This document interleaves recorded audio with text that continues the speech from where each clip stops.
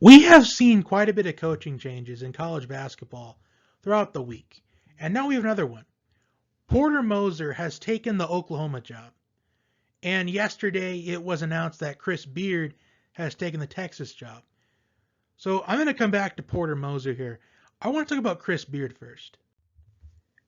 Now, in the Shaka Smart to Marquette video, I mentioned that I'd be surprised if Chris Beard was going to take the Texas job, despite him being a Texas alumnus. And I was wrong, and I'll own that. And he was the favorite to land that job as soon as it was announced that Smart left for Marquette. The reason why that I didn't think he was going to take the Texas job was because I thought that it's because he was doing well at Texas Tech. And I thought he was just getting things started with the Red Raiders. But I don't blame him for not staying at Texas Tech, because how often is your alma mater going to open up? And that is every coach's dream almost, to be the coach at your alma mater. So I can see now why he would want to move on to Texas. Although the Texas fans, they have high expectations every season. They expect to contend for national championships every year, no matter what sport it is, whether it's football, basketball, or baseball.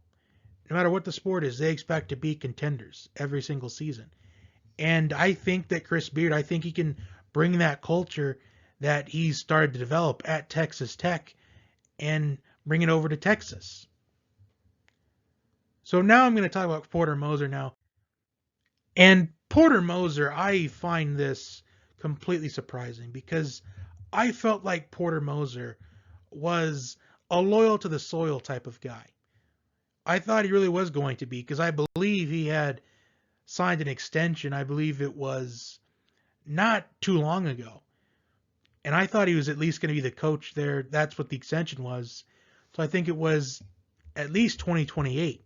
So that's really surprising.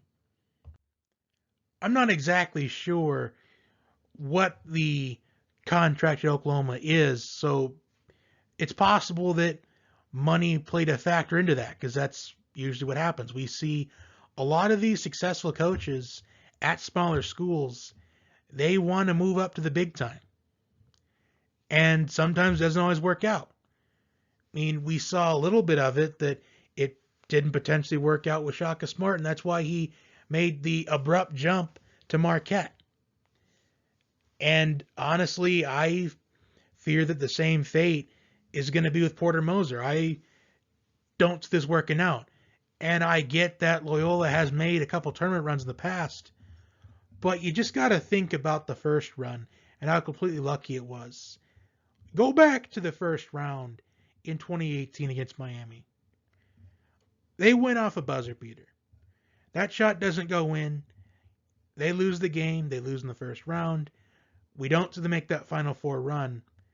And ultimately, I don't think we talk about this team again.